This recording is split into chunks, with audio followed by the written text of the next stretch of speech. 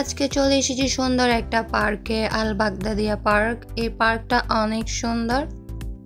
এই পার্কের চারপাশের ভিউজ অনেক নাইস। আমার কাছে তো অনেক ভালো লেগেছে। আমি প্রায় অনেকক্ষণ এখানে হাঁটাহাঁটি করেছি।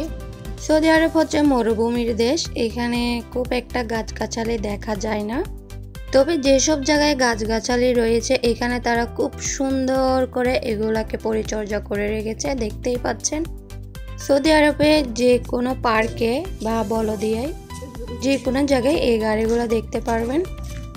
যারা বেশিক্ষণ হাঁটাহাঁটি করতে পারে না বা হাঁটতে হাঁটতে অনেকটা হয়রান হয়ে গিয়েছে, তখন তাদের জন্য ভালো একটা সুবিধা রয়েছে। তারা এই গাড়িটাতে উঠে পড়বে আর চারপাশটা ঘুরে ঘুরে দেখবে। আর আমার কাছে তো এই গাড়িটা অনেক ভালো লাগে। এখানে এই গাড়িটাতে কোনো ধরনের চার্জ নাই, এটা জাস্ট ফ্রিতে আপনাকে চারপাশটা ঘোরাবে। হাঁটতে হাঁটতে যখন অনেক ক্লান্ত হয়ে পড়বেন তখন এটা আপনাকে মেইন গেটের সামনে নিয়ে আসবে। তো এই সুবিধাগুলো, সৌদি আরবের এই সুবিধাগুলো আমার অনেক বেশি ভালো লাগে।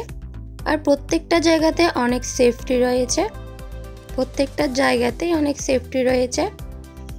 এখানে কোনো ইফটেজিং নাই, এখানে কোনো চলাচলে কোনো সমস্যা নাই। মন খুলে এখানে ঘোরাঘুরি করা যায়, সেটা হোক দিনের বেলা বা সেটা হোক রাতে। আপনি যখনই ঘুরতে যাবেন, যেখানেই যান, যতই রাত হবে হোক, কেউ এখানে উল্টাপাল্টা কথা বলার মতো এত বড় সাহস কারো নাই।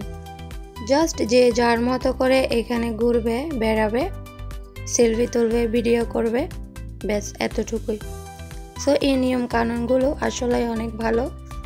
তো আমরা দুজনে চারপাশটা একটু ঘুরে ঘুরে দেখলাম। মাশাআল্লাহ অনেক ভালো লাগছিল।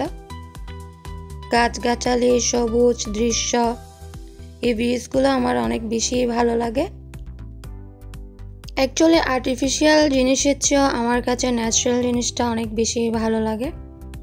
যেমন এই যে দেখতে পাচ্ছেন কি সুন্দর একটা সন্ধ্যাবেলার প্রকৃতি, মাশাআল্লাহ। আর এত পরিষ্কার পরিচ্ছন্ন করে রাখে, সেটা তার বলার কোনো ভাষা নাই।